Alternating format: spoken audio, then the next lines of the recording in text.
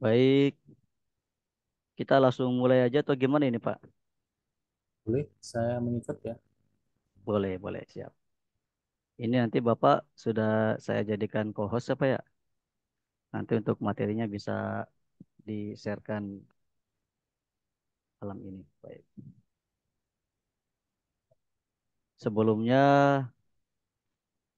perkenalkan dulu, saya Muhammad Adib ya, yang akan menjadi moderator pada kegiatan malam hari ini. Baik, kita buka dulu ya kegiatan hari ini dengan bacaan basmalah. Bismillahirrahmanirrahim. Bismillahirrahmanirrahim. Semoga apa yang kita pelajari malam ini menjadikan nambah ilmu buat kita dan bermanfaat bagi sesama gitu ya. Amin. Amin.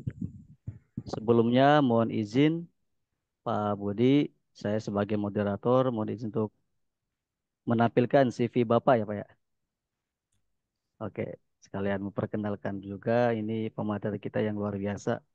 Dosen saya juga Pak di IAIN gitu. Mahasiswa matematika saya Pak. Oke. Sama Mas Salman ya. Ya, seangkatan sama Mas Salman. Saya masih ingat. Mm-mm. Bentar. Oke. Mohon izin share screen ya.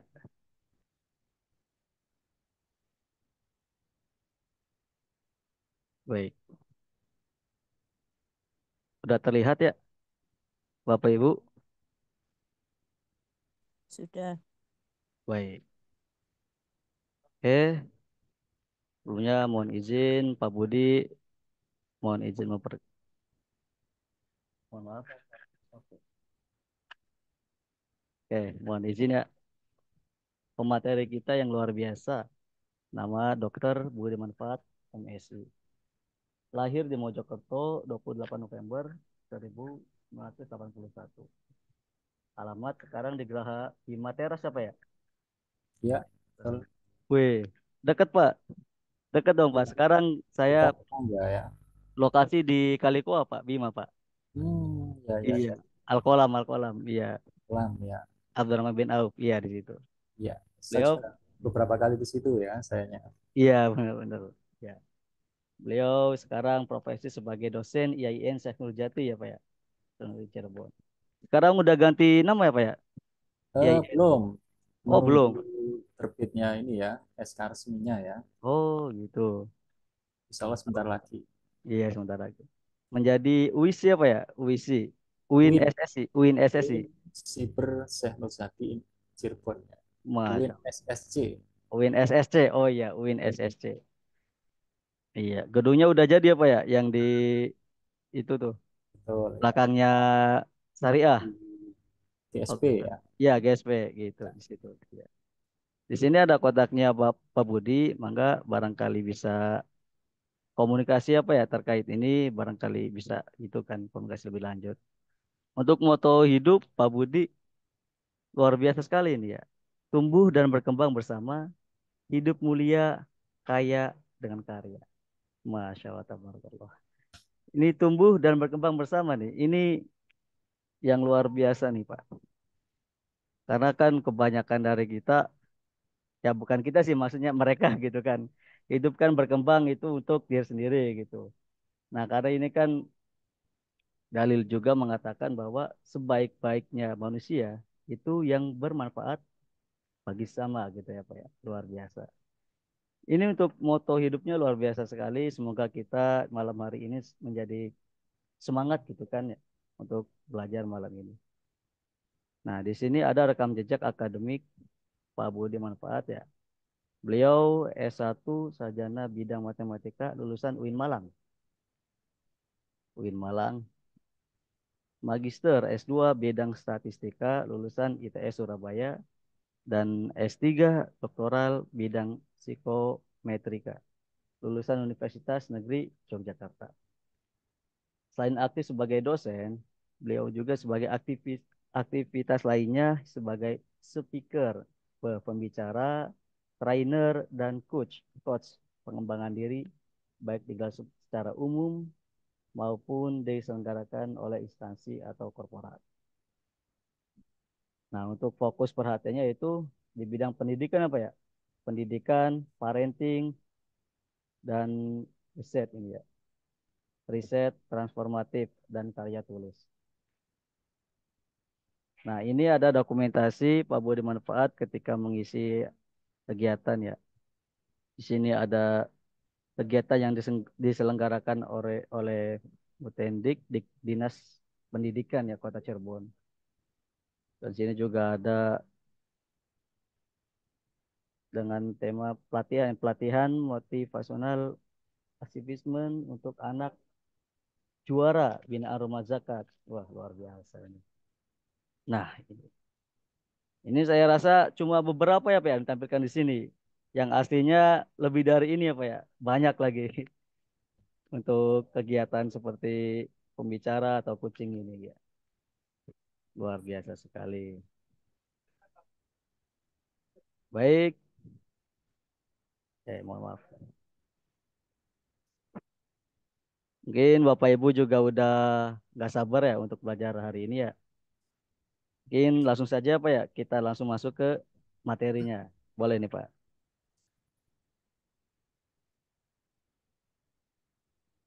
Baik, pada Bapak Budi Manfaat, kami persilahkan. Baik, terima kasih Mas Adib. Assalamualaikum warahmatullahi wabarakatuh. Waalaikumsalam warahmatullahi Warahmatullahi wabarakatuh. wabarakatuh. Waalaikumsalam warahmatullahi wabarakatuh. Bismillahirrahmanirrahim. Alhamdulillahilladzi la tatimmus solihatu illa bih. Wassallallahu ala sayyidina wa maulana Muhammadin wa ala alihi wa sahbihi. Yang saya hormati, yang memandu acara ini Mas Adib ya, yang kita pernah satu kelas ya, dan juga Bapak Ibu yang sudah hadir di ruang yang sangat istimewa ini ya.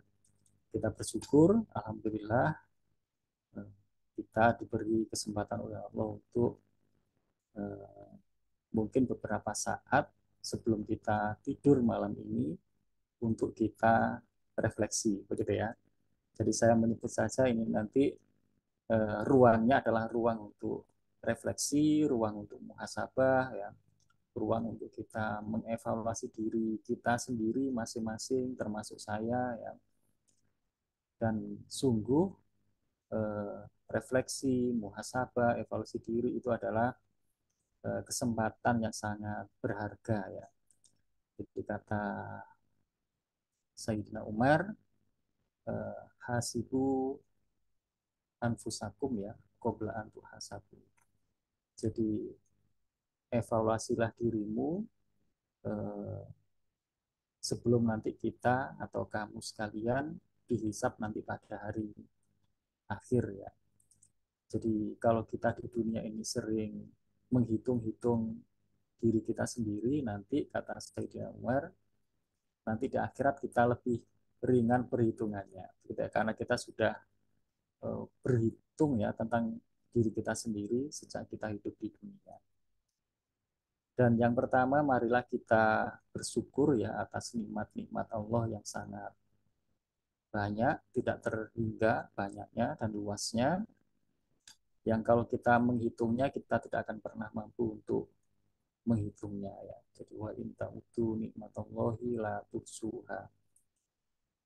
Jadi kalau kita mau menghitung, mendaftar ya di list begitu, coba apa saja nikmat yang kita terima, mau kita list, kita hitung, maka niscaya kita tidak akan pernah mampu untuk mendaftar semuanya, saking banyaknya, gitu ya. Sesekali hidup kita mungkin menghadapi kesulitan, sesekali kita juga mungkin pernah menghadapi tantangan, hambatan-hambatan, rintangan-rintangan, bahkan mungkin kita juga pernah menghadapi musibah, begitu ya. Tetapi jangan sampai kemudian tantangan yang pernah kita hadapi, kesulitan yang pernah kita hadapi, musibah yang pernah menimpa pada kita, itu kemudian menjadikan kita tertutup mata kita, ya, tertutup hati kita untuk mengakui dan mensyukuri nikmat-nikmat Allah itu yang jauh lebih banyak jumlahnya, yang tidak terhingga, ya, nggak bisa dibandingkan. Jadi kita tetap melihat bahwa nikmat Allah itu jauh lebih banyak, nggak bisa dibandingkan dengan musibah-musibah, tantangan-tantangan yang pernah kita hadapi. Sehingga kita akan bisa melihat eh, setiap hari dalam kehidupan kita itu adalah hidup dengan penuh kesyukuran. Amin ya. Malam hari ini spesial Mas Adib ya. Jadi saya sengaja eh, menulis judulnya itu adalah bukan hanya tinggal bersama, tapi juga hidup bersama, gitu ya. Jadi kita sebenarnya membicarakan ilmu keislaman, tapi kita kemas dalam tema yang populer ya, yang dekat sekali dengan kehidupan kita. Jadi tentu tinggal dan hidup bersama itu adalah cita-cita kita semuanya ya. Saya ingin berangkat dari dialog kecil ya yang pernah kami alami ya, saya bersama anak saya sendiri gitu ya. Jadi saya pernah mengajak dialog anak saya yang waktu itu masih sekitar kelas 4 SD ya. Sekarang sudah besar, SMP kelas 9. Tapi waktu itu masih kelas 4, saya ajak berdialog. Begini dialognya. Nak, ada berapa planet yang diciptakan oleh Allah Subhanahu wa taala? Lalu anak saya itu menjawab begini, ada 9. Ya, 9 itu dia menyebut adalah Merkurius, Venus, Bumi, Mars, Jupiter, Saturnus, Uranus, Neptunus, Pluto. Dia memang sudah diperkenalkan itu di sekolahnya, ya, di kelas itu. Oke, dia menjawab ada 9. Lalu saya bilang begini, nah sebenarnya planet yang diciptakan oleh Allah itu bukan hanya 9 itu, tapi jauh ya, lebih banyak dari 9 ya. Kita nggak tahu persisnya, mungkin jutaan, mungkin miliaran, dan mungkin tak terhingga. Kita nggak bisa menyebut satu persatu. Jadi sangat banyak. 9 yang kamu sebut tadi itu adalah 9 planet yang sudah kita kenali, gitu ya. Lalu diberi nama. Adapun yang lainnya belum kita kenali, belum kita ketahui, ya, belum bisa kita jangkau. Yang sebenarnya itu jumlahnya sangat-sangat banyak, bahkan mungkin tidak terhingga banyaknya. Nah, lalu saya melanjutkan begini, mengajak anak saya itu untuk merenung ya. Nah, jumlah planet-planet itu begitu banyaknya. Jadi sehingga sebenarnya Allah itu kuasa untuk menempatkan manusia sebumi ini itu ditempatkan satu planet satu orang, satu planet satu orang, satu planet satu orang. Lalu kenapa kok orang sebanyak ini ditempatkan oleh Allah pada satu planet yang sama, yaitu bumi? Kenapa Allah tidak menjadikan eh, setiap orang ini tinggal di planet masing-masing? Padahal itu bisa, Allah Maha Kuasa. Karena jumlah planet tak terhingga banyaknya. Allah yang menciptakan itu.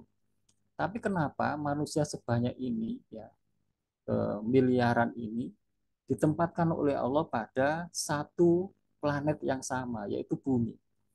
Sehingga di bumi ini, yang kalau dibandingkan dengan planet yang lain, masih banyak planet yang jauh lebih luas, lebih besar. Sehingga di bumi ini kemudian mungkin terasa sesak, padat, ya, banyak orang yang kadang juga nggak selalu orang itu menyenangkan, ya. Jadi satu sama lain mungkin kemudian ada gesekan dan seterusnya. Jadi kenapa Allah menghendaki begitu, begitu ya.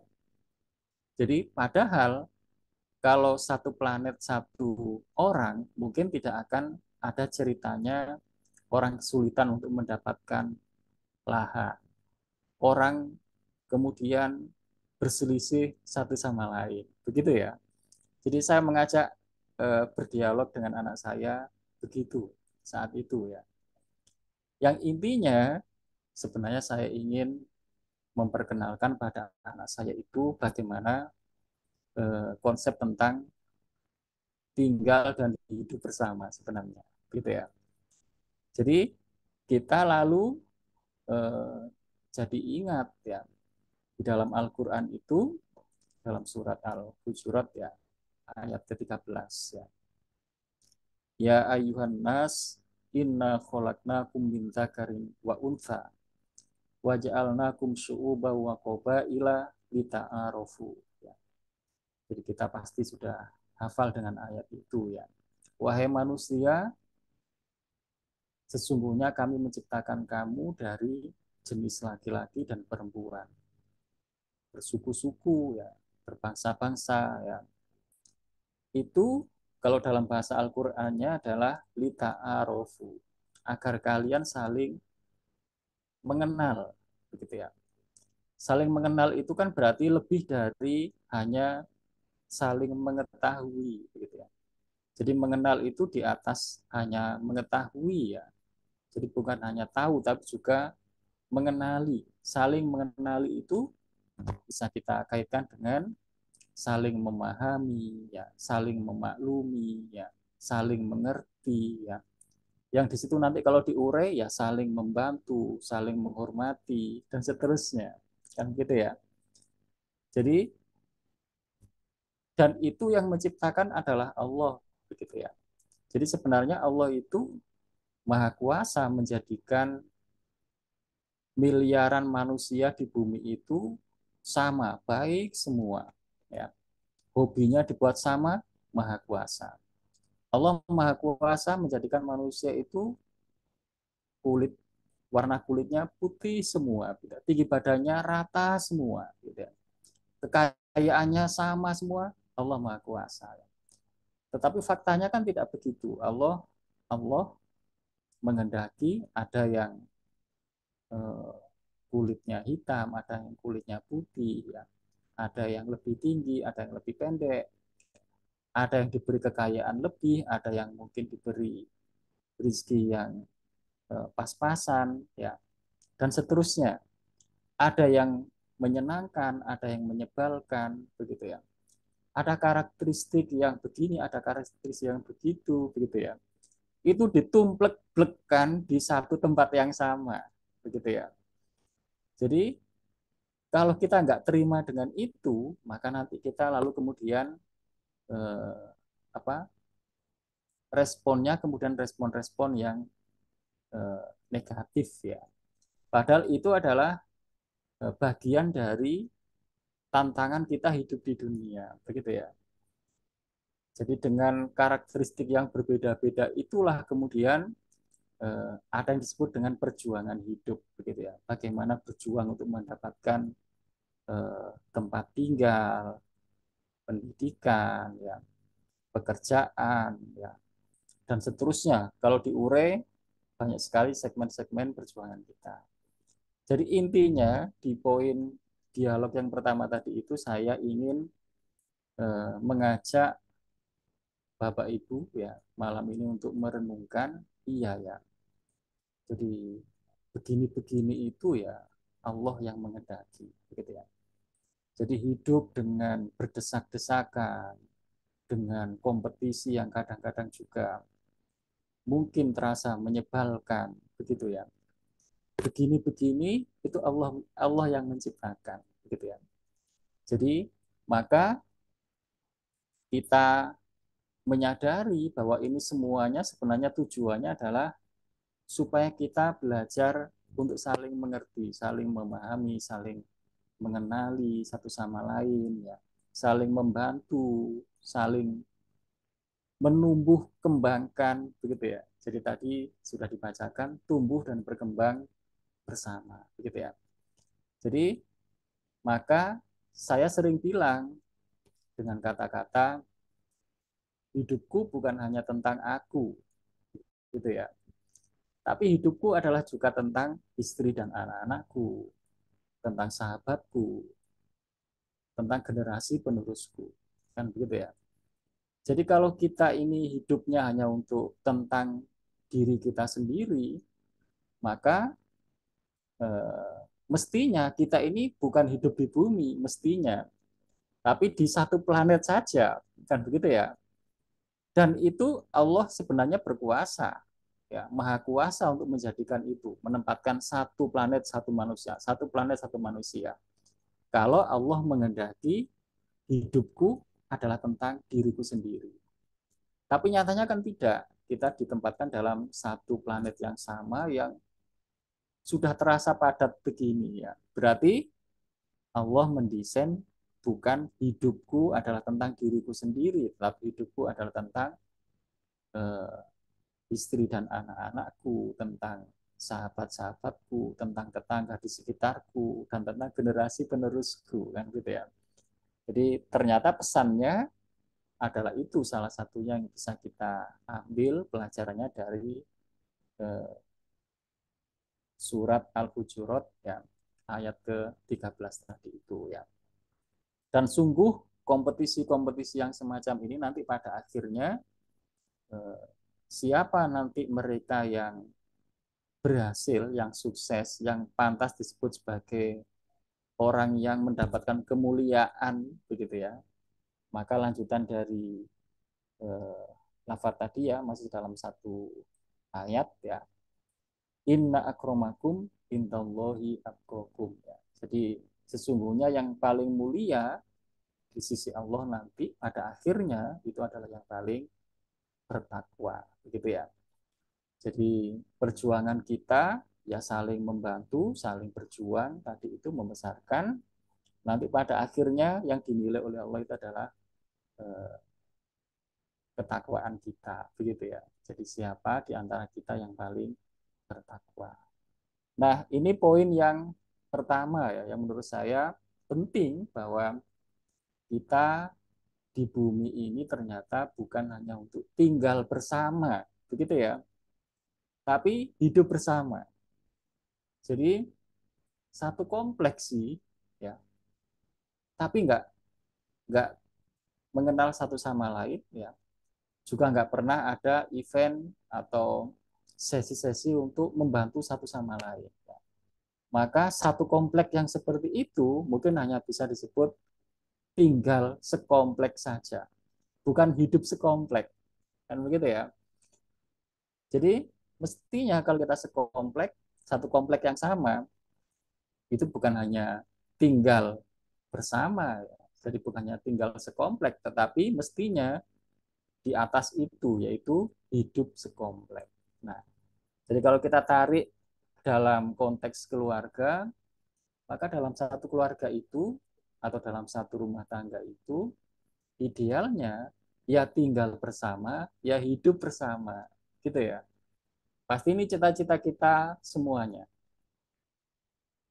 Meskipun nanti pada akhirnya, pada kenyataannya ya, itu ada yang kalau kuadran satu itu ya, kalau ring satu ya, ini yang paling ideal, keluarga itu ya tinggal bersama dan hidup bersama.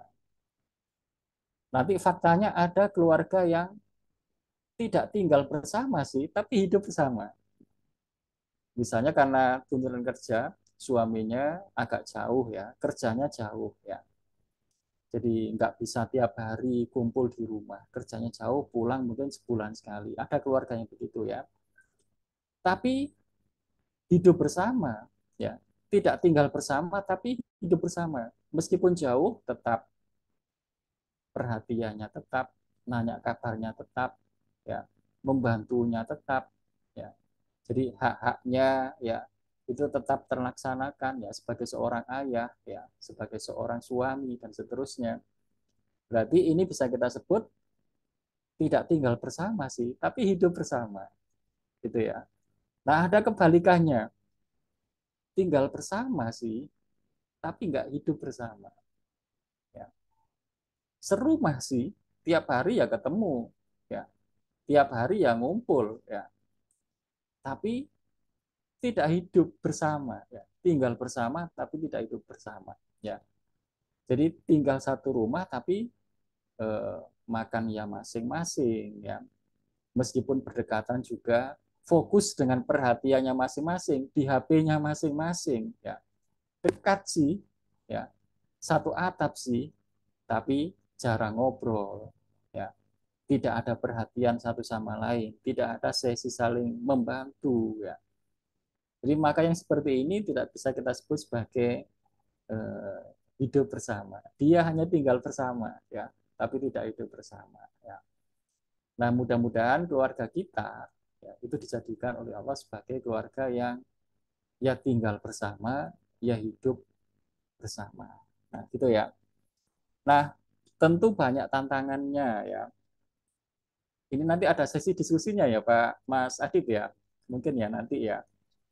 Iya Tapi ada nanti Pak. nanti boleh dipotong ya, misalnya di tengah-tengah lalu ada yang menyela, boleh ya Bapak Ibu, ya. Nanti kita berdiskusi.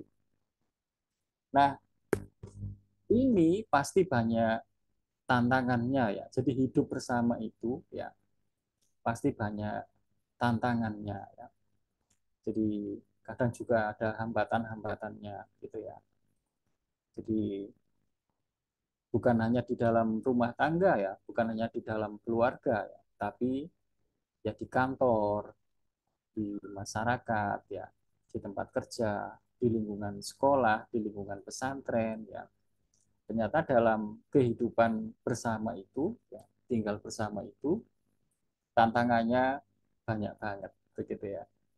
Tapi itu bukan untuk kita eh, hindari, tapi justru itulah memang tantangan kehidupan kita, ya. Jadi kalau kita masih diberi kesempatan untuk hidup, itu artinya adalah kita masih dipercaya untuk eh, memperjuangkan kehidupan yang lebih baik, gitu ya. Nah, ada satu tips, ya, dan ini yang ngasih tips bukan manusia sembarangan, ya. Dan ini pasti benar. Tips ini pasti benar adanya, ya. Karena ini adalah dari baginda Rasulullah, ya. Jadi apa yang disampaikan oleh baginda Rasulullah itu pasti adalah wahyu, begitu ya. Maka pasti benar, ya. Yaitu ada tips begini. Maukah kamu, ini kata Rasulullah, ya. Maukah kamu aku tunjukkan sesuatu. Jadi awala adullukum ala syai'in idza fa'altumuhu tahabbtum. Maukah kamu aku tunjukkan sesuatu yang kalau ini kamu lakukan, maka akan tumbuh di antara kamu sekalian itu rasa saling mencintai. Nah, begitu ya. Karena hidup bersama itu kata kuncinya kan cinta, ya. Cinta.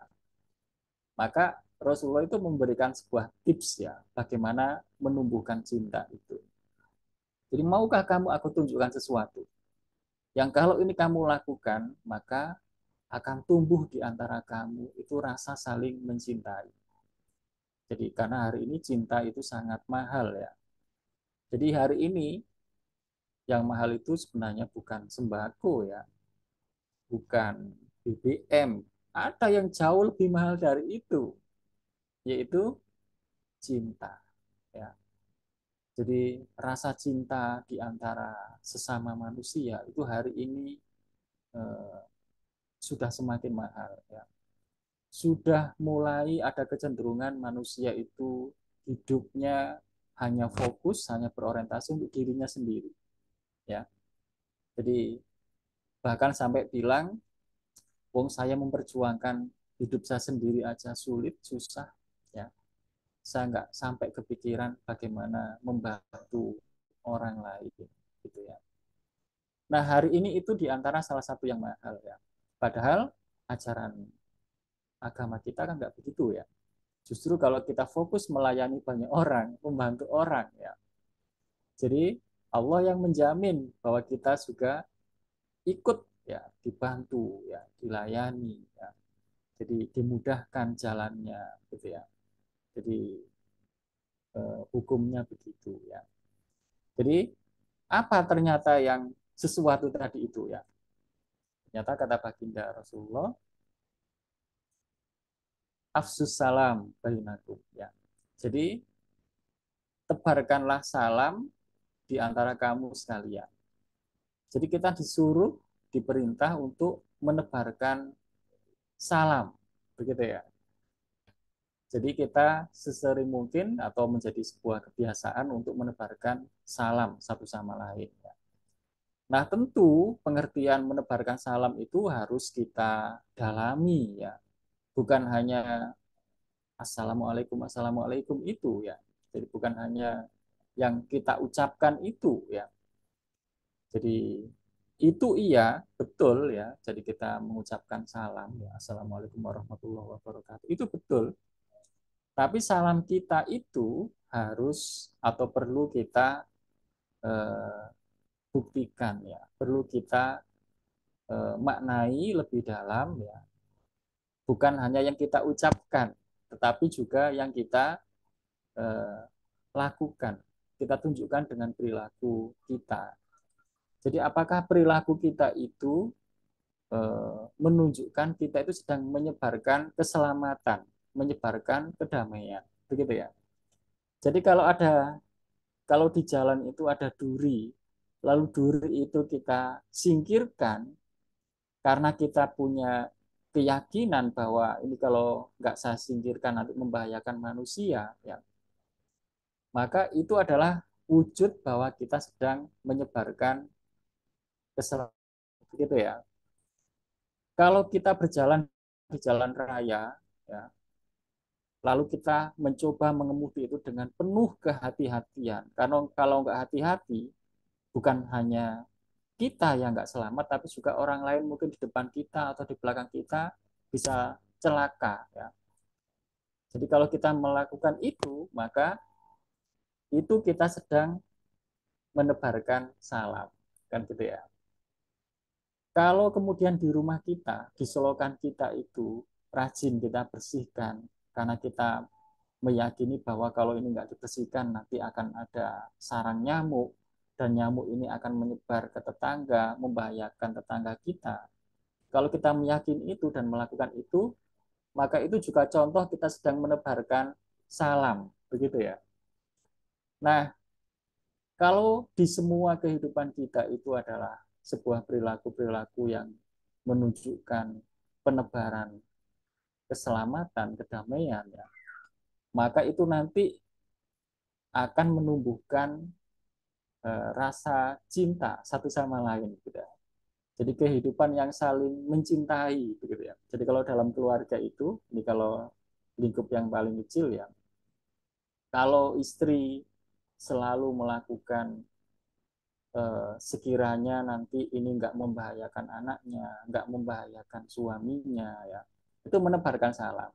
Nanti suaminya juga begitu. Jadi dengan penuh kehati-hatian, anaknya juga begitu dan seterusnya. Maka nanti di dalam keluarga itu akan tumbuh rasa cinta, begitu ya.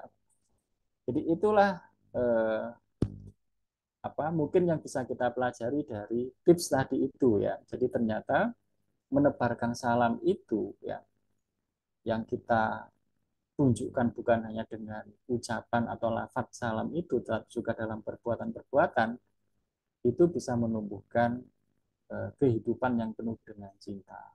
Dan itu kalau kita perluas bukan hanya dalam keluarga kita, tapi juga di lingkungan kerja kita, di tetangga kita, dan seterusnya. Dan bukankah di dalam Al-Quran itu juga ditegaskan bahwa kalau kita mendapatkan salam, begitu ya, maka ajarannya itu adalah maka balaslah salam itu yang sepadan atau yang lebih baik dari itu, ya. Jadi atau dibalik ya. Jadi jawablah dengan yang lebih baik dari itu atau kalau tidak yang sepadan dengan itu.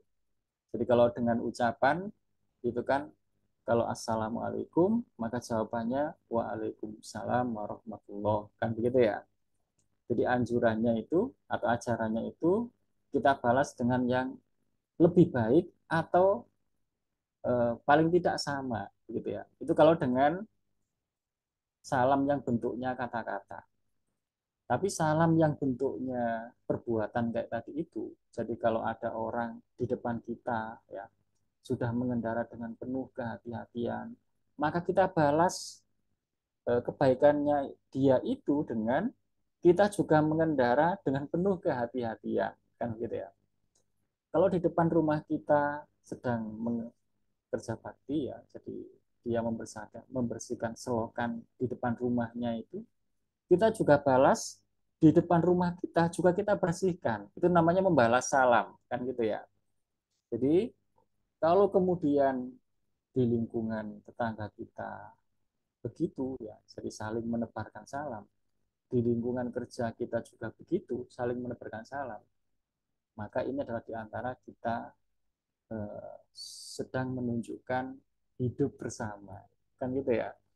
Bukan hanya tinggal bersama, tapi hidup bersama. Jadi satu komplek saling menebarkan salam. Ya. Jadi kita berusaha jangan sampai mengganggu tetangga, dia juga berusaha untuk jangan sampai mengganggu kita. Ya. Kita membantu dia, dia juga membantu kita. Ya. Jadi ada interaksi begitu.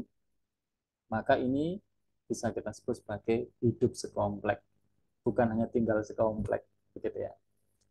Nah, inilah di antara renungan kita atau perjuangan kita eh, apa yang intinya adalah eh, sebagaimana yang tadi dipesankan di dalam surat Al-Hujurat ayat ke-13 ya.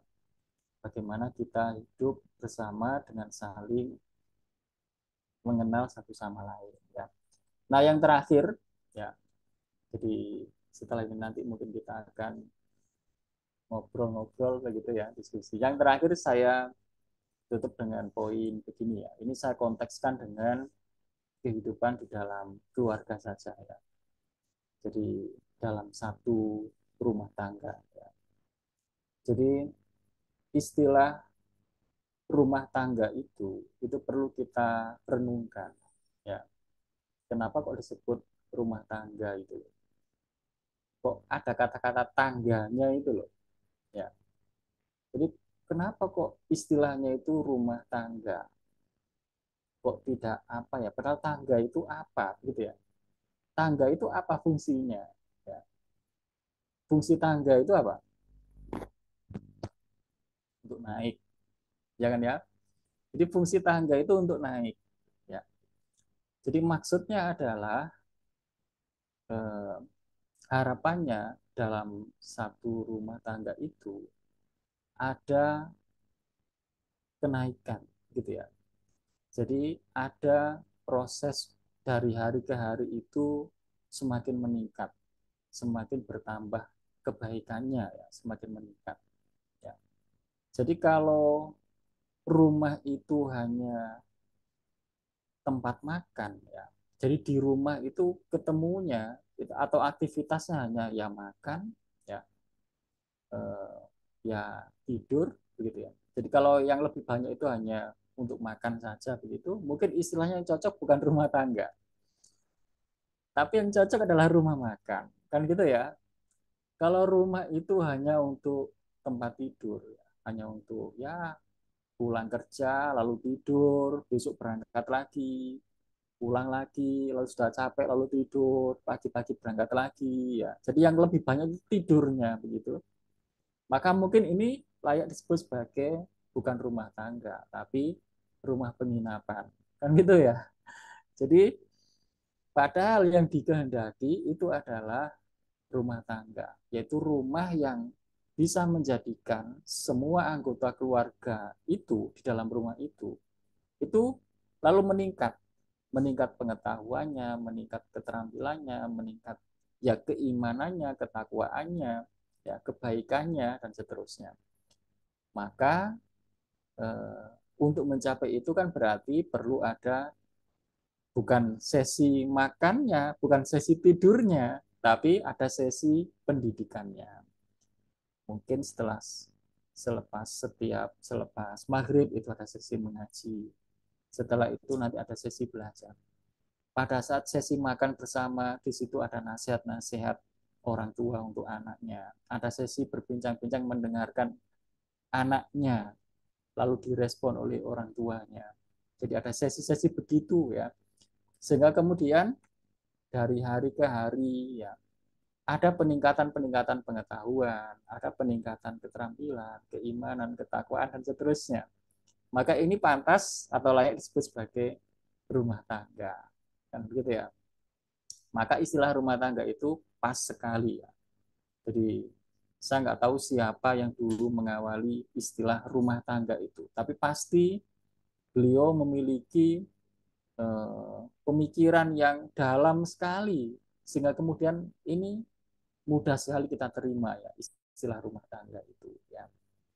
Nah, di sekitar kita itu namanya apa? Di sekitar rumah kita itu namanya tetangga, ya kan? Ada tangganya juga. Tetangga itu apa?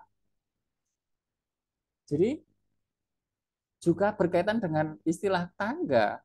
Jadi tetangga kita itu, jadi rumah-rumah di sekitar kita itu, keluarga-keluarga di sekitar keluarga kita itu, ternyata idealnya adalah juga harus menjadi wahana untuk naik ke atas. Jadi tetangga itu saling mendukung begitu ya. Maka kalau kita mau nyari rumah, mau beli rumah nih, sarannya apa kalau dalam Islam? Aljar Qobladar. Jadi kalau kita mau survei rumah, itu kalau orang hari ini mungkin bagaimana desainnya, ya, bagaimana kekuatannya, gitu ya, apa saja fasilitasnya, itu hari ini orang-orang begitu, kebanyakan. Padahal kalau dalam ajaran Islam, aljar qoblata. Lihatlah tetangganya, ya, sekelilingnya itu, lingkungannya seperti apa, sebelum bangun rumah atau milih rumah. Ya. Jadi ternyata yang penting di survei itu adalah ya lingkungan tetangganya itu loh. Kalau kita mau beli rumah atau milih rumah, disurvei lingkungan di situ. Ya, aljar, koblajar. Ya. Kalau lingkungannya mendukung, di situ memungkinkan anak kita untuk berkembang, ada fasilitas yang untuk apa kebaikan-kebaikan dan seterusnya. Oh ini mendukung banget untuk bisa naik, bisa berkembang. Ini pantas disebut sebagai tetangga, kan gitu ya. Tapi kalau lingkungan itu tidak mendukung ya justru akan bisa merusak anak-anak kita, maka yang seperti itu tidak layak disebut sebagai tetangga karena tidak memungkinkan untuk turut mendukung keluarga kita itu berkembang ya atau naik ke atas ya. Nah, inilah tantangan-tantangan ya, kemudian tips-tips ya bagaimana supaya kemudian kita bisa tinggal dan hidup bersama baik dalam konteks keluarga ya, di dunia kerja, di dunia sekolahan, dimanapun saja berada. Begitu ya. Jadi mudah-mudahan Allah menjadikan kita sebagai orang yang bisa tinggal dan hidup bersama. Ya. Jadi kalau dalam ajaran Islam itu begitu ya. Jadi ibadahnya ya, terus muamalahnya juga iya. Ya. Saya kira ini untuk membuka ya, jadi setelah ini mungkin ada tanggapan ya dan seterusnya. Saya kembalikan kepada Mas Akib yang memandu. Mangga. Baik, terima kasih Pak Budi Manfaat. Ya Eh, berapa sih saya baru Nanti makan ini sih baru pembukaan ya Pak ya, sebagai pembuka gitu ya. kenyangnya. Ini Karena sesi apa perlu pembatan? karena kan ini apa ya, karena lebih enaknya kita diskusi apa ya kalau kayak gini. Jadi nggak hanya Bapak memaparkan materi, tapi kita juga ada feedback dari peserta gitu Pak. Saya Ya bikin juga. sedikit aja sah. Baik, kepada Bapak Ibu, mangga barangkali ada yang ingin ditanyakan terkait materi di hari ini, dipersilakan. Bisa raise hand atau tulis di kolom chat, nggak apa-apa ya Pak? Ya, mangga.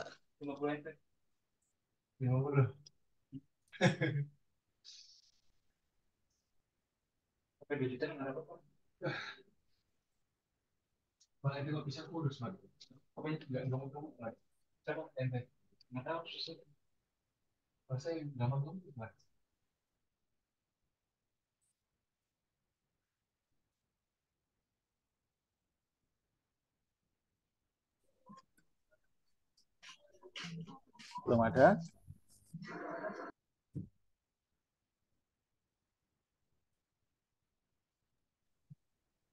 Mangga Bapak Ibu.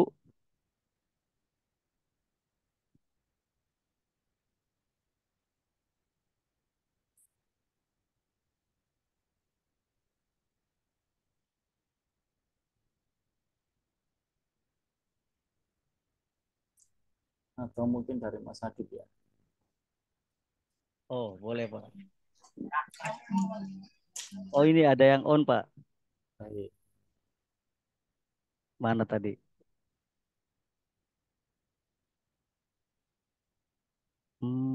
Waduh, off lagi Pak. Baik, mungkin sebelum Bapak Ibu menyampaikan gitu ya, saya terlebih dahulu boleh ya Pak ya? Ya, Baik, mungkin ini sedikit pertanyaan dari saya ya Pak ya. Dan bisa jadi ini yang Bapak Ibu ingin tanyakan juga nih Pak. Baik. Kita kan hidup nggak sendiri ya Pak ya. Di lingkungan kita ada tetangga seperti yang Bapak sampaikan tadi. Dan ini kan saya lagi di kos-kosan gitu ya Pak ya. Pasti adalah tetangga kos gitu. Kamar juga kita banyakkan ya Pak. Gitu. Nah, yang ingin saya tanyakan gitu, bagaimana sih caranya kita bisa menebar kebaikan dan teman-teman atau tetangga kita itu merespon baik juga Pak dengan apa yang kita lakukan gitu Pak. Soalnya kan ada juga tuh yang misalnya kita melakukan kebaikan tapi respon dari beberapa mungkin segelintir ya Pak, ya, segelintir orang itu merespon negatif terhadap apa yang kita lakukan gitu Pak. Mungkin karena kesalahpahaman atau apa gitu kan. Kan ada aja gitu Pak yang kayak gitu. Walaupun nggak banyak. Nah, itu yang pertama. Yang kedua, karena kan tadi Bapak menyampaikan bahwa kita itu bukan hanya tinggal bersama, tapi hidup bersama. Nah, hidup bersama kan kita saling memahami, saling mengerti, dan saling mencintai gitu ya kan Pak. Nah, bagaimana kita menumbuhkan rasa saling memiliki, saling mencintai itu tuh Pak, yang menjadi tantangan kita gitu kan, sesama teman gitu kan, sama kerabat juga. Mungkin itu dulu aja Pak dari saya gitu. ya Pak, baik. Ya, ya gitu. Mangga bisa langsung sambil dijawab atau gimana Pak? ya langsung aja ya sambil nunggu Oke, barangkali nanti masih ada ya. baik. Silakan Pak. Ini ngobrol-ngobrol santai ya Mas Adib ya. Oke, siap Pak. Jadi intinya kalau saya tangkap tadi yang pertama itu bagaimana kalau kebaikan kita tidak direspon baik. Begitu ya. Betul. Jadi bagaimana kita sudah berbuat baik tapi tidak direspon dengan baik. Bahkan mungkin malah dicurigai atau Hmm. dipandang justru itu apa mungkin dianggap sebagai Ada apa pencitraan, gitu. Ya, mungkin itu. dianggap sebagai pamer dan Hmm. seterusnya begitu ya. Jadi Ya, Pak. baik, itulah salah satu tantangan hidup bersama gitu ya. Jadi tantangan hidup bersama itu salah satunya adalah eh, yang seperti itu ya.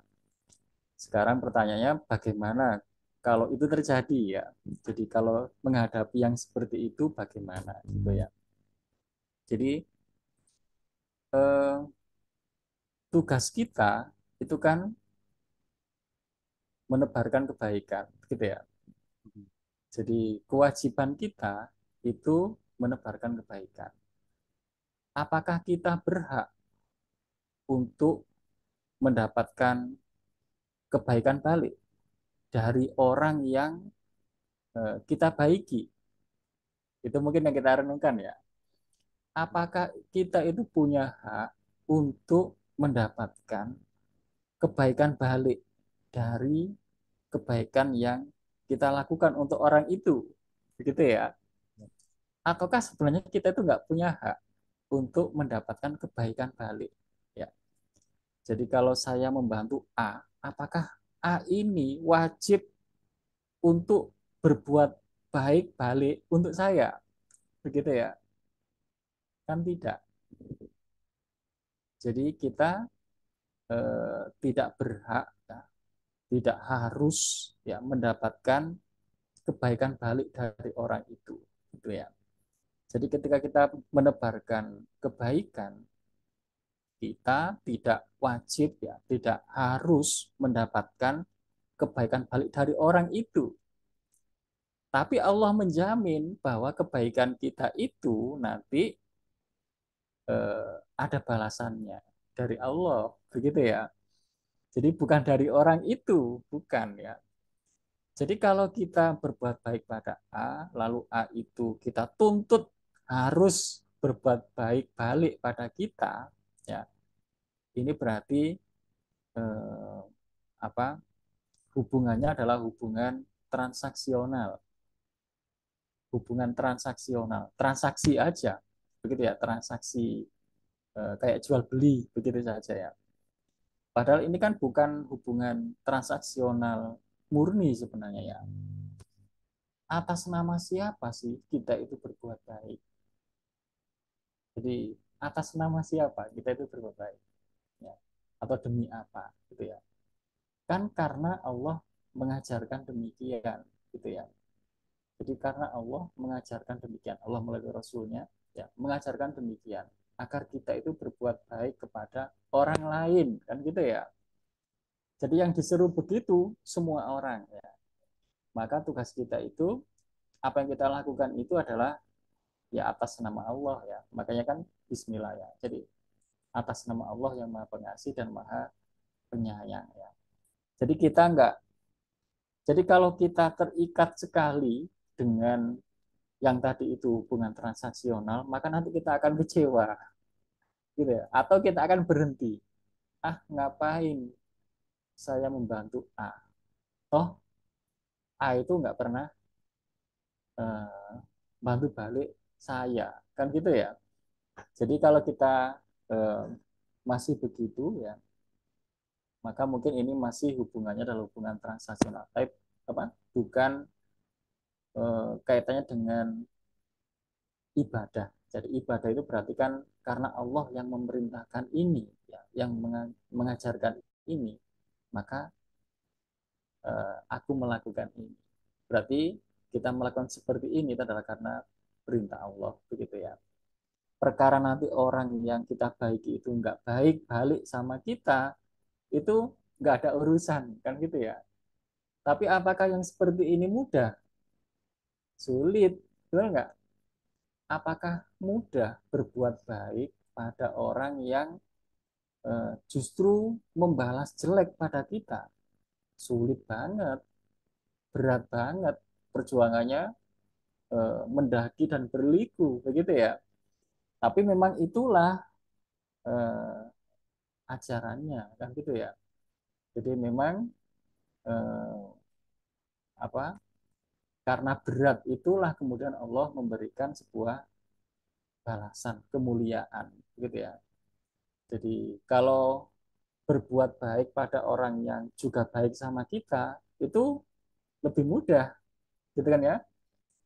Tapi bukankah eh, apa ibadah yang berat tantangannya itu juga eh, lebih besar atau lebih utama lagi balasannya, kan begitu ya.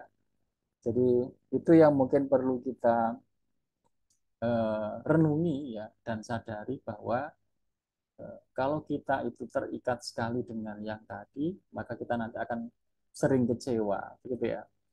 Atau bahkan berhenti, ah nggak usah lagi yang kayak begitu-begituan. Berarti kita eh, mengabaikan atau meremehkan tadi itu hidup bermanfaat bagi sesama itu ya. Padahal di dalam hadis itu salah satunya ada berbunyi khoslatani, begitu ya. Ada dua hal, ya. La syai'a afdolu minhuma. Yang tidak ada lagi yang lebih hebat, tidak ada lagi yang lebih utama dari dua hal ini. Ya. Apa dua hal itu? Ya. Dua hal itu adalah yang pertama al-imanu billah, yang kedua wan naf'u lil muslimin ya. Jadi yang pertama adalah beriman kepada Allah, yang kedua adalah hidup bermanfaat bagi sesama ya. Jadi dua hal ini sangat utama dan tidak ada lagi yang lebih utama dari dua hal itu begitu ya. Jadi iman kepada Allah dan bermanfaat atau hidup bermanfaat bagi sesama ya. Jadi kita fokus saja untuk menebarkan kemanfaatan ya. Dan kalau semua orang fokus untuk menebarkan kemanfaatan, maka kita bisa bayangkan kehidupan yang penuh dengan kedamaian gitu ya. Perkara nanti ternyata kebaikan kita itu enggak berbalas dengan kebaikan juga, sebenarnya enggak ada urusan. Itu hanya berat aja diterima, begitu ya. Berat untuk diterima ya. Tapi sebenarnya enggak ada urusan ya. Nanti balasan itu bukan dari dia, tapi balasan kebaikan itu adalah dari Allah, begitu ya. Nah, itu mungkin yang pertama. Yang kedua, bagaimana menumbuhkan eh, tadi itu menumbuhkan apa, Mas? Rasa saling mencintai gitu Pak sesama, Iya, antar teman, kerabat atau yang iya, lain. ya. Itu menyambung dengan yang hadis tadi itu ya. Jadi kata kuncinya kan afsus salam tadi itu, menebarkan salam. Mungkin kalau diurai lebih lanjut, dari mana ini dimulai, begitu ya? Dari mana cinta itu dimulai? Ya, kalau konsepnya dimulainya kan dari diri sendiri ya, mencintai diri sendiri dulu. Ya, harus selesai dulu nih mencintai diri sendiri itu ya. Apa tandanya kita mencintai diri kita sendiri? Apa tandanya kita ini sudah mencintai diri kita sendiri? Ada orang menjawab, saya sering perawatan, merawat kulit, merawat rambut, ya, merawat kesehatan saya, ya. Ini bukti cinta. Oke, ini mungkin bukti cinta salah satunya, tapi bukan satu-satunya, ya. Itu mungkin masih yang paling dasar lah ya. Pak, saya eh, makan ketika lapar. Itu kan buktinya bukti saya cinta dengan perut saya, dengan diri saya. Oke. Tapi itu eh, bukti cinta yang paling dasar, mendasar sekali soal makan ya. Jadi soal kesehatan itu bukti yang paling dasar ya. Ada yang di atas itu ya. Jadi setelah itu selesai, itu ada atasnya lagi ya. Bukti bahwa kita itu mencintai. Jadi kalau kita punya uang ya, lalu uang itu hanya habis kita prioritaskan untuk makan ya, makan saja ya, atau untuk bermain-main gitu ya, untuk hiburan ya. Sementara sebenarnya kita itu juga butuh hal lain yang lebih utama, misalnya tentang ilmu begitu ya. Jadi kita lebih mengutamakan ilmu ya daripada hiburan, karena kita yakin bahwa ilmu ini yang akan bisa memuliakan kita, memandu hidup kita. Ini bukti cinta. Jadi mencintai diri sendiri, karena diri saya ini butuh ilmu, diri saya ini butuh panduan, hidup saya ini perlu bimbingan dan seterusnya. Ini berarti kita mencintai diri kita ya.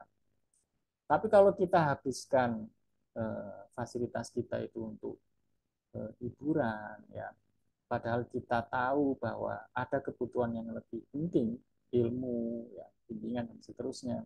Berarti kita nggak cinta nih sama diri sendiri nih, begitu ya. Jadi dan juga bukti cinta itu pada diri sendiri itu ya menerima diri kita sendiri itu ya. Jadi ada loh orang itu yang eh, tidak menerima dirinya sendiri, gitu ya. Ya Allah, kenapa Engkau menciptakan aku dengan kondisi fisik yang seperti ini?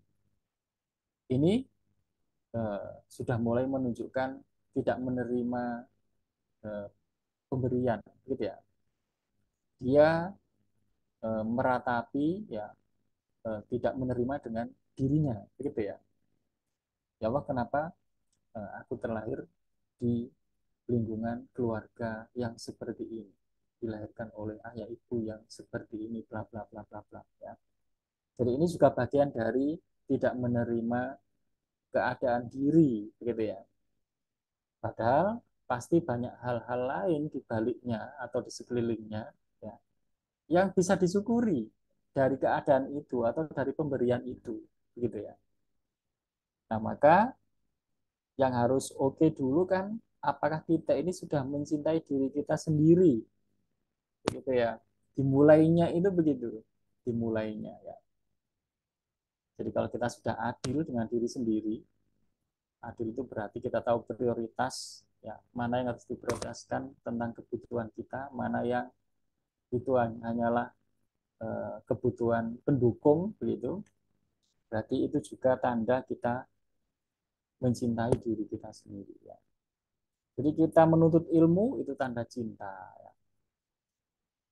Jadi kita hadir-hadir di majelis ilmu ya, minta nasihat ya, kemudian apa?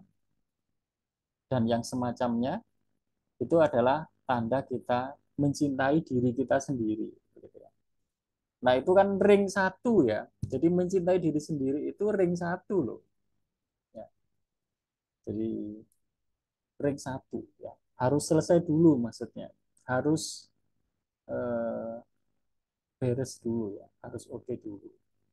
Nah baru setelah itu siapa orang yang paling berhak di eh, yang paling berhak kita cintai setelah itu ya. Setelah kita mencintai kita sendiri adalah orang-orang yang paling dekat dengan kita.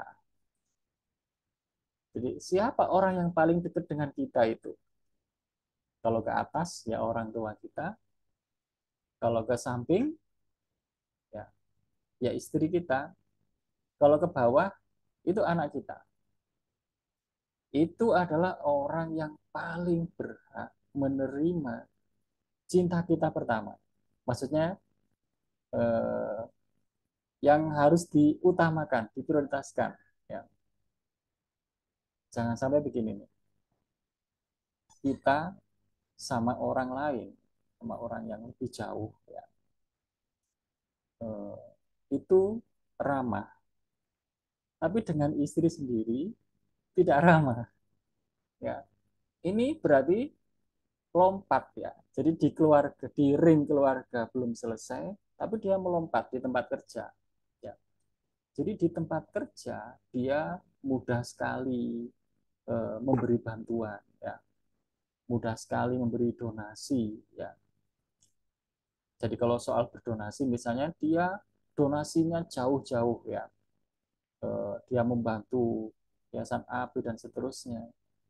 Padahal di lingkungan yang paling dekat masih ada yang perlu dibantu, ya, orang tuanya, lalu di keluarganya, ya, itu dia lompati, misalkan begitu ya. Berarti cintanya nggak urut, mestinya urutannya mulai dari diri sendiri, lalu di keluarga. Keluarga itu kalau ke atas orang tua, kalau ke samping istri atau suami, kalau ke bawah anak-anak kita sendiri itu. Jadi itu harus yang paling pertama kita pancarkan cinta kita itu, begitu ya, perhatian kita, bimbingan kita dan seterusnya. Ya. Nah baru setelah itu di situ oke, maka kita perluas cinta kita itu, tetangga ya. Keluarga kami alhamdulillah sudah punya kebiasaan mengaji. Tapi bagaimana dengan tetangga di sekitar kita? Kan begitu ya? Ini namanya memperluas cinta kita, gitu ya. Memperluas, bukan hanya berhenti di keluarga kita, tapi kita memperluas. Nah, dan begitu seterusnya. Kita perluas ya. Dan itu urut ya. Kalau nggak urut, maka dolim namanya. Ya. Jadi dolim itu kan berarti nggak adil ya. Nggak adil itu berarti tidak menempatkan sesuatu pada porsinya. Ya. Jadi antara keluarga dan tetangga, mana yang lebih utama? Keluarga. Jadi kalau kita mengutamakan tetangga, padahal di dalam keluarga itu sangat juga membutuhkan, maka zalim namanya. Kan gitu ya. Jadi cinta yang lompat, maka mengarahnya akan ke kezaliman. Nah, begitu ya. Jadi urut begitu ya. Ini selesai kita perluas. Ini selesai kita perluas lagi ke tetangga di sekitar, ke rekan kerja. Itu juga segmen perjuangan kita. Ini selesai kita perluas lagi. Nah, begitu ya. Jadi intinya kalau kita nyumbang untuk pembangunan masjid misalnya, jangan sampai yang jauh kita sering sumbang, tapi yang paling dekat nggak pernah kita sumbang. Kalau bisa yang dekat juga sering, begitu ya. Yang baru kita perluas lebih jauh dan seterusnya. Nah, gitu ya. Mungkin itu responnya ya sedikit ya dari yang disampaikan oleh Mas Adib ya. Tadi ada yang tanya di chat sepertinya Mas ya. Ya, baik. Terima kasih, Pak. Ini ada dua pertanyaan, Pak, di chat, Pak. Baik. Saya bacakan aja, Pak ya. Ya, Atau yang bersangkutan, Bapak Ibu bisa on cam, on mic, barangkali mau menanyakan langsung kepada Pak Budi.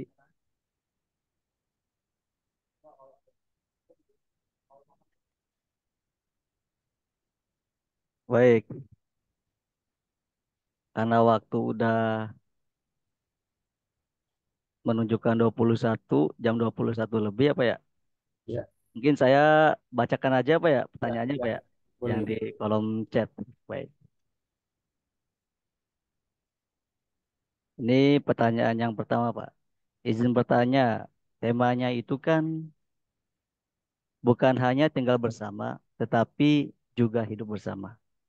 Seperti yang diketahui bahwa pernikahan akan berlangsung lama. Mungkin di awal-awal akan terasa romantis dan lain-lain. Namun setelah beberapa tahun berlalu, perlahan-lahan akan terasa biasa saja nih Pak.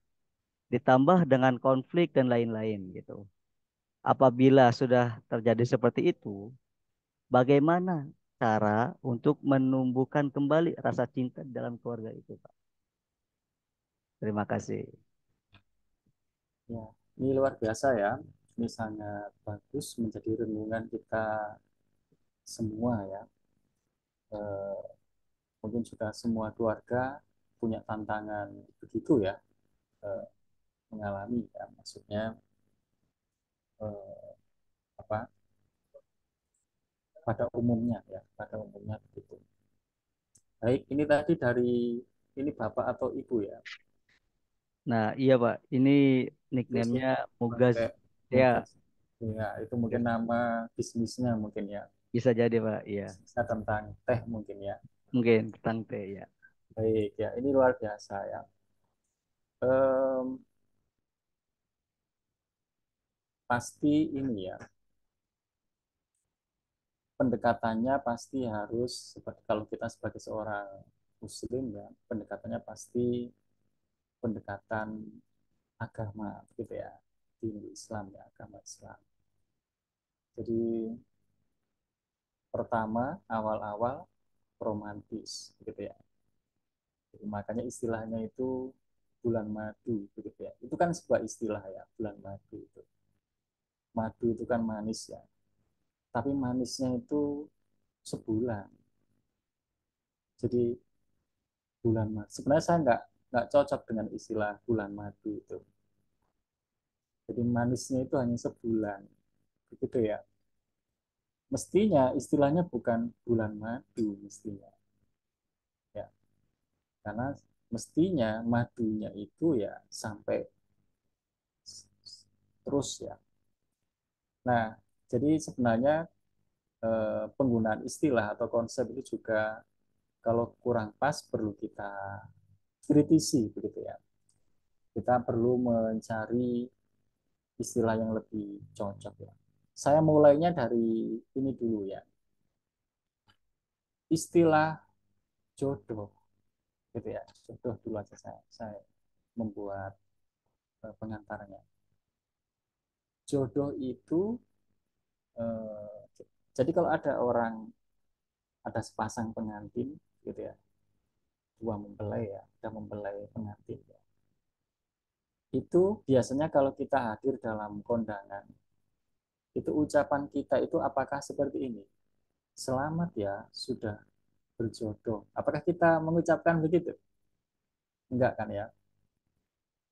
Biasanya kata-kata kita bukan selamat, selamat ya, sudah berjodoh. Biasanya bukan begitu. Ya. Tapi yang lebih tepat adalah eh, selamat ya, mudah-mudahan terus langgeng dalam perjodohannya. Kan begitu ya? Karena jodoh itu bukan seperti cap stempel begitu. Bukan seperti yang kalau sudah di stempel, sudah di labeli begitu ya. Maka lalu dia menempel sepanjang hayat. Tapi dia adalah sesuatu yang harus terus diperjuangkan. Begitu ya. Jadi kita tidak menyebutnya dia sudah berjodoh, tapi kita menyebutnya mudah-mudahan langgeng dalam perjodohannya. Yang itu artinya menunjukkan bahwa perjodohan itu adalah sebuah proses yang harus dirawat, ya, diperjuangkan, kan gitu ya. Yang sewaktu-waktu sebenarnya dia bisa menurun, bahkan bisa lepas, ya, kalau dia tidak dirawat, ya. Sama dengan iman itu loh, kata Imam Syafi'i, al iman yazidu wa yangus, ya. Keimanan itu bisa bertambah, dia juga bisa berkurang atau menurun. Yazidu bito'ah wa yangusu bil maksiat. Jadi dia bisa bertambah seiring dengan bertambahnya ketaatan-ketaatan kita. Dan dia bisa berkurang seiring dengan bertambahnya kemaksiatan-kemaksiatan yang kita lakukan. Nah, jodoh juga sama seperti itu ya. Jadi dia bisa bertambah, dia bisa berkurang, bahkan bisa lepas. Kan begitu ya. Kalau kita tidak merawatnya, maka perjuangan kita kan merawat perjodohan itu. Kan gitu ya. Jadi kita tidak memandang dia sebagai stempel yang kalau sudah dicap, sudah ditulis di buku nikah itu berarti sudah melekat perjodohannya itu sepanjang hayat, kan gitu ya. Nah, lalu beliau nanya gimana cara merawatnya, kan gitu ya. Karena kalau nggak dirawat, dia bisa eh, apa? Dia bisa menurun bahkan bisa lepas ya. Apa eh, pendekatan kita ya? Salah satunya adalah eh, melalui doa-doa, begitu ya, doa ya, doa. Jadi kita memulainya atau kita kuatkan dengan doa. Ya. Doa itu adalah menunjukkan atau memperkuat ya komitmen kita, gitu ya. Jadi apa sih tujuan kita berkeluarga itu? Mungkin mulainya dari situ ya. Jadi saya pernah menulis artikel judulnya itu keluarga berencana. Ya. Jadi saya pernah menulis artikel judulnya keluarga berencana. Kalau Mas Adit sudah berkeluarga? Belum? Belum, Pak.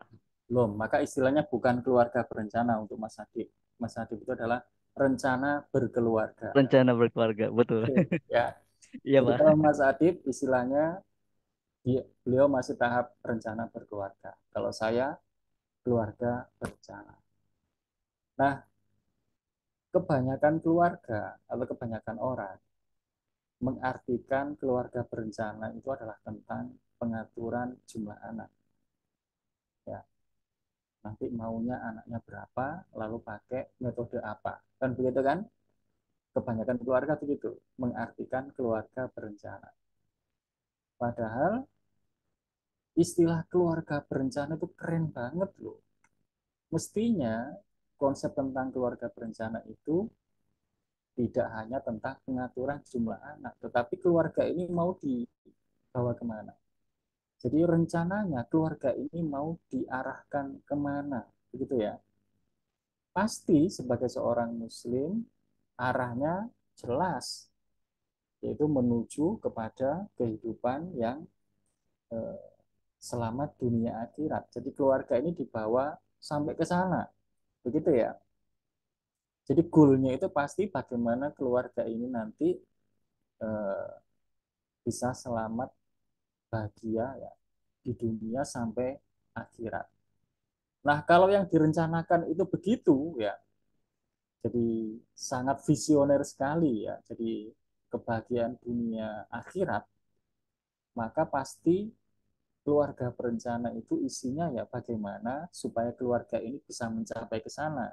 Maka kemudian ada pendidikan, pembimbingan, pengasuhan, ya fasilitas-fasilitas untuk mencapai ke sana dilengkapi. Ya. Ada sesi-sesi untuk mengaji, ya dan seterusnya. Jadi ada target-target yang kemudian menjadi aktivitas di dalam keluarga itu, kan begitu ya. Nah, itu yang kemudian nanti akan mendorong eh, apa keluarga kita, aktivitas keluarga kita, gitu ya. Jadi jangan-jangan kita itu tidak bersemangat ya untuk menjalani kehidupan keluarga itu karena nggak punya ya visi keluarga itu, gitu ya. Jangan-jangan kita itu belum punya rencana ya keluarga ini mau dibawa kemana. Artinya kita belum KB gitu ya, belum keluarga berencana. Jadi keluarganya belum punya rencana ya. Rencana yang kita maksud adalah yang tadi itu kehidupan yang bahagia, selamat di dunia sampai di akhirat itu yang kita maksud ya. Maka eh, kalau kita sudah punya itu biasanya lalu keluarga kita semangatnya ya untuk mencapai itu begitu ya. Jadi perusahaan itu kenapa kok dia bersemangat berproduksi? Karena dia punya visi, dia punya tujuan, punya goal, yaitu untuk mencapai profit yang maksimal. Begitu ya. Jadi perusahaan saja punya visi ya. Jadi dia apa? Visinya sudah bahkan ditulis ya dan aktivitasnya diarahkan untuk ke sana. Nah, apalah lagi kalau ini bicara tentang keluarga gitu ya. Jadi keluarga itu kan bukan profit oriented, bukan kan ya? Jadi keluarga itu yang diburu itu kan bukan profit kan ya, tetapi adalah kehidupan yang selamat, bahagia di dunia sampai di akhirat kan gitu ya. Jadi orientasinya itu ke sana begitu ya. Maka nanti aktivitas-aktivitas keluarga itu ya ya tadi itu yang kita bicarakan di awal. Bagaimana supaya dari hari ke hari itu ada peningkatan tadi itu, peningkatan ilmu, peningkatan keimanan, ketakwaan ya. Sehingga disebut sebagai rumah tangga tadi itu loh, yang ada tangganya itu loh ya. Jadi karena punya visi yang itu. Nah, rumusan visi kita itu kan setiap hari kita panjatkan dalam doa kita. Begitu kan? Jadi di antara doa kita itu kan apa? Rabbana hablana min azwajina wa dzurriyyatina ya dan seterusnya. Jadi kita berdoa bagaimana supaya istri dan anak-anak kita iya kemudian menjadi permata hati dan seterusnya ya. Bukankah itu adalah rumusan visi kita, mimpi kita yang kita panjatkan dalam doa-doa kita ya. Jadi biasanya kalau kita punya visi yang kuat ya, cita-cita yang kuat bahwa kita ingin hidup selamat bahagia dunia sampai akhirat, maka mungkin kecil kemungkinannya lalu kita merasa bosan di dalam menjalani kehidupan keluarga. Ya. Jadi jangan-jangan kita nggak punya mimpi atau visi untuk bagaimana keluarga kita itu mencapai yang tadi itu. Ya. Jadi mungkin perlu kita evaluasi kalau kita kemudian merasa kok membosankan ya hidup keluarga saya itu ya. Adapun nanti ketika masalahnya lain, misalnya begini, sebenarnya saya sudah mengarahkan keluarga saya ini untuk mengarah ke sana, saya sebagai suami misalnya. Tetapi istri saya begini, begini, begini, atau anak saya begini, begini, begini, begini. Ya. Ini berarti eh, tantangan yang lain, begitu ya. Jadi dan kita yakin bahwa tidak ada keluarga yang eh, tidak punya persoalan, begitu ya. Jadi persoalan keluarga itu macamnya sangat banyak pastinya ya, yang mungkin orang lain nggak tahu ya, tapi eh, pasti ada ya.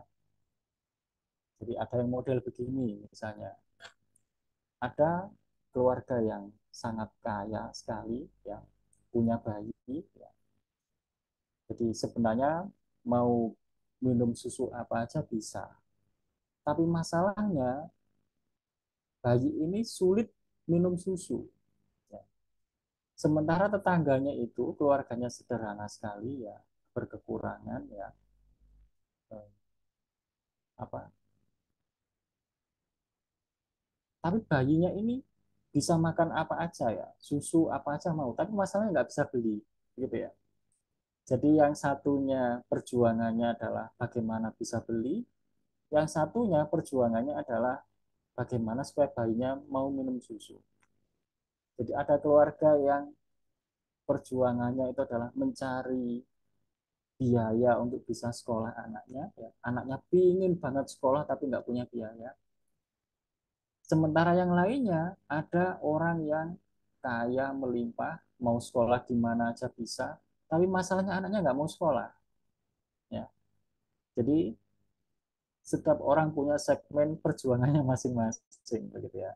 Jadi maka hanya beda perjuangannya saja, tapi bahwa semua orang punya titik perjuangannya sendiri-sendiri, gitu ya. Jadi semua orang diuji, semua orang ada sesuatu yang harus diperjuangkan lebih keras, begitu ya.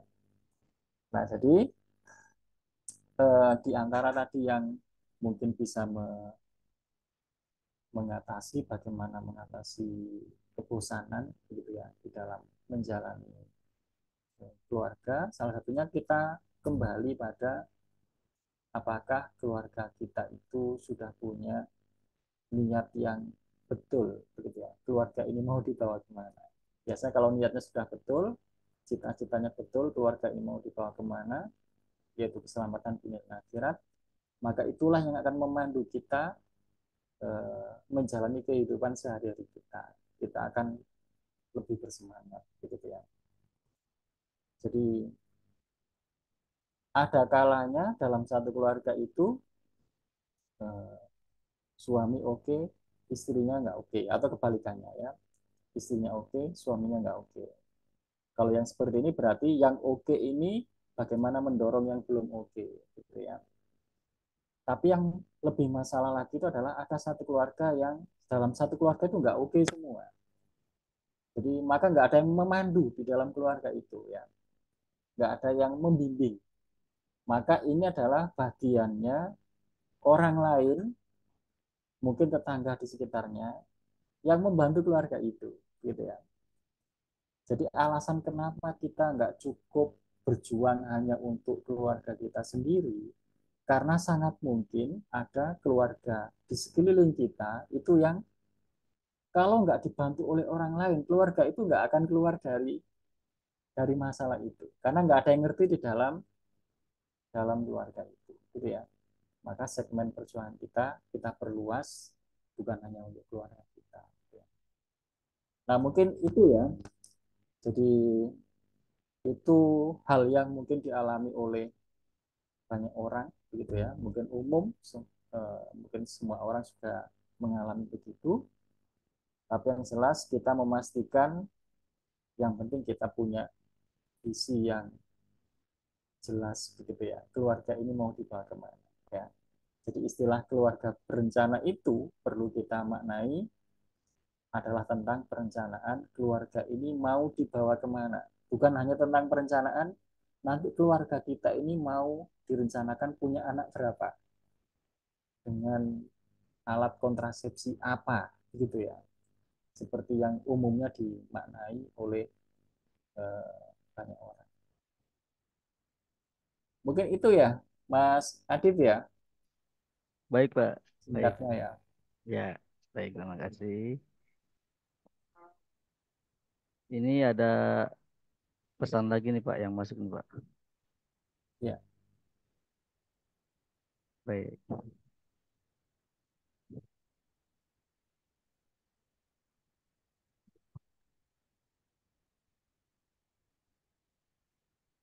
Hmm, ini dari Dina Nur Ashifa nih, Pak. Mohon izin untuk membacakan pertanyaannya, Pak. ya, Afan, Pak, izin bertanya terkait hubungan transaksional. Yang saya tangkap berarti adanya harapan timbal balik dengan yang kita lakukan. Lalu, bagaimana dengan kasus seperti ini? Saya diberi hak prerogatif untuk memilih teman-teman menuntut ilmu dalam hal ini sertifikasi yang berkaitan dengan bidang yang kami geluti. Saya usahakan dengan hak tersebut mengajak teman-teman dengan tujuan agar berkesempatan tersebut mampu dimanfaatkan dengan sebaik-baiknya dan dapat menunjang ke depannya. Sampai saya mengajukan kuota lebih banyak lagi agar lebih banyak yang dapat menerima manfaat ini. Afwan, seperti eh, sertifikasi ini dibiayai oleh pihak kampus, Pak. Namun, jika ternyata teman-teman lalai dalam menjalankan sertifikasi ini, apakah balasan atas kelalaian teman-teman menjadi tanggung jawab saya juga? Karena kan saya yang memilih teman-teman tersebut, sedangkan saya pun ada kapasitasnya untuk selalu mengingatkan dan mengajak dalam menjalaninya berbarengan agar mencapai goals baik di progresnya.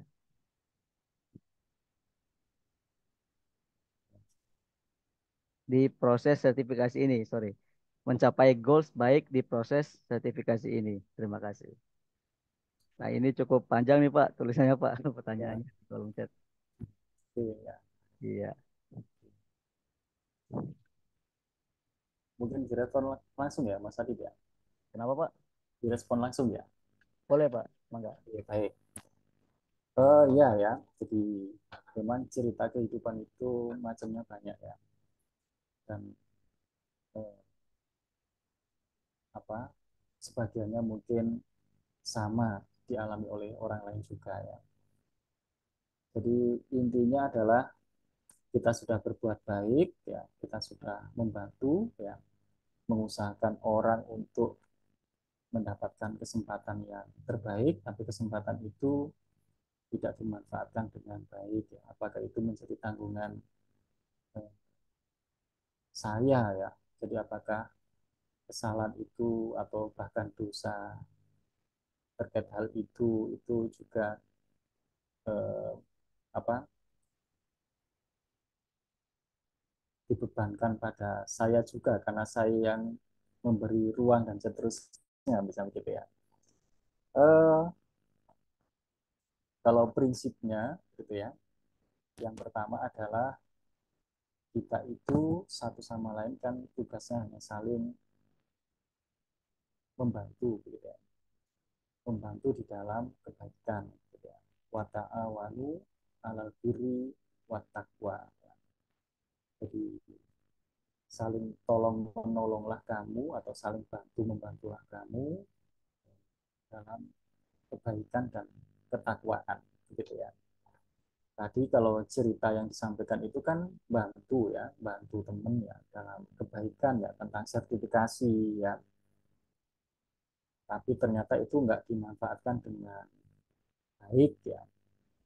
Tapi yang penting kan kita sudah mengusahakan yang terbaik ya, memberi ruang yang terbaik ya. Jadi adapun orang kemudian tidak memanfaatkan itu dengan sebaik-baiknya, eh, itu hal lain begitu ya, itu hal lain. Yang penting kita tidak bekerja sama dalam ketidakbaikan. Jadi karena lanjutannya adalah wala ta'awanu alal ismi wal udwan ya. Jadi jangan kamu bersekongkol atau tolong menolong dalam hal ketidakbaikan. Misalnya kecurangan ya. Jadi membantu supaya dia lulus gimana, lalu ada manipulasi, kita ikut membantunya juga. Di markup data-datanya kita ikut membantu, begitu ya. Nah itu soal lain, berarti ini sudah bersekongkol atau bantu-membantu dalam ketidakbaikan ya. Kalau itu kita ikut mendapatkan ketidakbaikan itu, begitu ya. Jadi selama kita sudah memberi ruang yang terbaik ya, jadi kerjasamanya itu adalah tentang kebaikan ya, kita nggak ikut mendapatkan eh, ketidakbaikan kalau ternyata itu disalahgunakan oleh orang yang kita bantu itu, begitu ya. Mungkin responnya begitu ya, singkatnya ya. Jadi kita bisa berpegangan pada ayat yang tadi itu ya.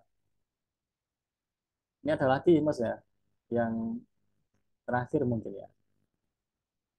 Ada Bu Ibu Haja. Haida. Nah, ini Ibu Haja Yulhaida merespon, Pak. Izin sedikit merespon, Ustaz, terkait kata rumah tangga. Ada dua kata, yaitu rumah dan tangga. Nah, jika salah satunya hilang, seperti hilang Ya, rumah, tinggal tangga, dan hilang tangga, tinggal rumah. Nah, itu jika tidak punya visi misi, sesuaikan syariat Allah Subhanahu wa ta'ala. iya, ya. Betul ya. Jadi hanya rumah, nggak ada tangganya ya. Atau hanya ada tangganya, tapi nggak ada rumahnya, gitu ya. Idealnya ya, ya rumah tangga tadi itu ya. Hmm. Jadi kalau gambarannya ada tangganya, nggak ada rumahnya, mungkin itu berkaitan dengan yang tadi kita bicarakan ya. Eh, Tidak tinggal bersama sih, tapi hidup bersama. Ya. Berjauhan, tidak ketemu secara langsung, tidak satu atap. Ya. Tapi saling bertanya kabar, saling memberi perhatian, saling membantu ya, untuk naik. Begitu ya. Jadi ada tangganya, tapi nggak ada rumahnya. Begitu ya. Jadi tidak tinggal bersama, ya, tapi hidup bersama. Ya. Mungkin karena tuntutan kerja ya, jadi kerjanya jauh berjauhan ya, jarang ketemu atau bahkan lama tidak ketemu ya, ketemunya hanya mungkin sebulan sekali, setahun sekali ya, kerjanya sangat jauh ya, tapi masih tetap memberi perhatian ya, memberi perlindungan, memberi bantuan ya, maka itu masih ada tanda-tanda kehidupan, begitu ya. Jadi tanda-tanda kehidupannya ada, begitu ya, ada. Itu mungkin penegasan aja ya oleh Bu Wilhaida ya, sepertinya bukan pertanyaan tapi penegasan. Ya, baik Bapak Ibu, kesempatan terakhir mungkin ya karena udah malam juga. Barangkali ada yang ingin bertanya lagi, dipersilakan. Atau merespon, memberikan feedback.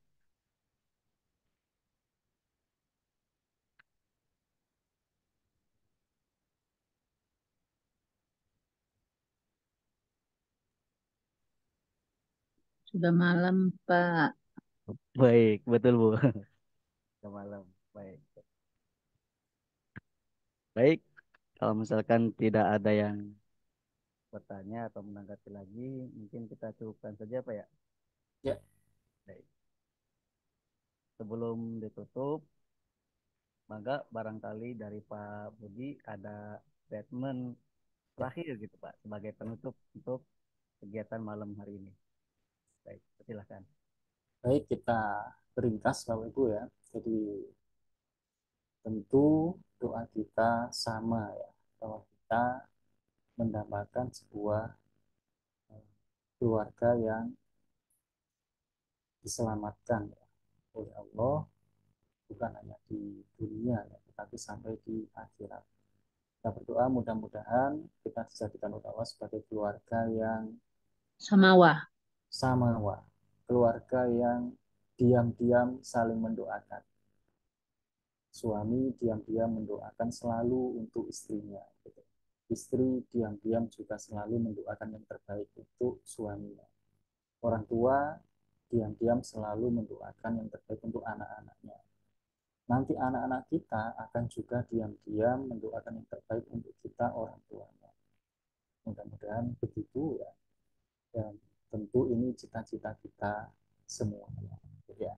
Saya kira ini renungan kita malam hari ini, mudah-mudahan ada manfaatnya dan semoga kita selalu diberi kesehatan, kesuksesan, dan penuh dengan keberkahan. Ada Amin. kurangnya mohon maaf. Wassalamualaikum warahmatullahi wabarakatuh. Waalaikumsalam warahmatullahi wabarakatuh. Baik, Namanya Pak Budiman.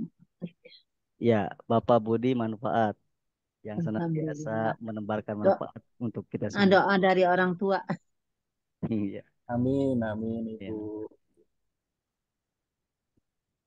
Baik, terima kasih pada Pak Budi Manfaat yang sudah berdiskusi ya dengan kita, dengan Bapak Ibu sekalian. Semoga apa yang kita dapatkan hari ini bisa diimplementasikan ya Pak ya. Untuk kehidupan kita yang sudah berkeluarga diterapkan di keluarganya atau yang belum OTW Pak, OTW berkeluarga. Insya Allah. Semoga dimudahkan gitu jalannya. Baik. Amin. Amin. Baik, karena waktunya sudah menunjukkan pukul 21.45 ya, lebih 45, udah malam juga nih Pak. Mungkin kita cukupkan saja untuk hari ini sampai bertemu di pertemuan selanjutnya ya. Baik, mari kita tutup dengan bacaan hamdalah dan doa kafaratul majelis. Alhamdulillahirabbil alamin. Alamin. Subhanakallahumma wa bihamdika asyhadu an la ilaha illa anta astaghfiruka wa atubu ilaik. Terima kasih. Wassalamualaikum warahmatullahi wabarakatuh. Waalaikumsalam warahmatullahi wabarakatuh. Terima kasih Pak Adib dan Pak Budi. Sama Sama-sama Ibu. Terima kasih.